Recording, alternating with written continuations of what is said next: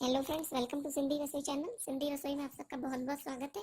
आज मैं आपको सिंधी स्टाइल तवा बैगन कैसे बनते हैं ये बनाना सिखाऊंगी। उससे पहले दोस्तों मैं आपको एक बात बोलना चाहती हूँ। सिंधी रसोई का ऐप भी मैंने प्ले स्टोर पे डाल दिया है, जिसकी लिंक मैंने डिस्क्रिप्शन बॉक्स में दे दी है। आप उस ऐप को डाउनलोड करके डायरेक्टली मेरी वीडियोज़ व्यू कर सकते हैं। और अगर अभी तक आपने मेरे चैनल को सब्सक्राइब नहीं किया है तो प्लीज़ मेरे चैनल को सब्सक्राइब भी कर लें। चलिए अब हम वापस से अपनी रेसिपी पे आते हैं। इसके लिए लगने वाली सामग्री आप नोट करें। इसके लिए हमें चाहिए एक बड़ा बैगन, नमक स्वाद अनुसार, आधा छोटा चम्मच लाल मिर्च पाउडर, एक बड़ा चम्मच धनिया पाउडर, आधा छोटा चम्मच हल्दी पाउडर, 8 से 10 बड़े चम्मच सरसों के तेल के। चलिए अब हम इसे बनाना स्टार्ट करते हैं। इसके लिए सबसे पहले आप बैगन को ½ इंच की थिकनेस में गोल गोल काट लें और इसे सादे पानी से धोकर छानकर अलग रख लें।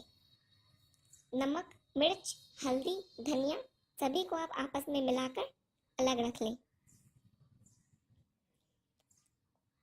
अब आप तवा या पैन गरम होने रखें। जब आपका पैन गरम हो जाए तब आप बैगन का हर एक पीसेस को सरसों के तेल में डिप करके पैन में रखते जाएं। जब बैगन एक तरफ से सुनहरे हो जाए तो उन्हें पलट लें और जिधर से बैगन सुनहरे हो चुके हैं उस तरफ से आप तैयार मसाला सभी बैगन के पीसेस पर छिड़क दें।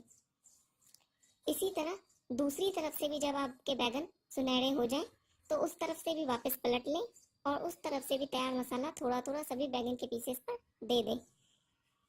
मसाला देने के समय दोस्तों आप ध्यान रखें, आपको आंच धीमी रखनी है। धीमी आंच पर आप दोनों तरफ से बैगन को अच्छी तरह सिजने तक और अच्छी तरह मसालों के सिक जाने तक सेक लें।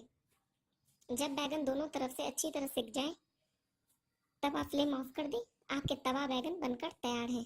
आप इसको दाल, चावल या चपाती के साथ सर्व कर सकते हैं। Thank you friends. अगर आपको मेरी वीडियो पसंद आई है तो मेरे चैनल को सब्सक्राइब करें और मेरे वीडियोस को लाइक करें।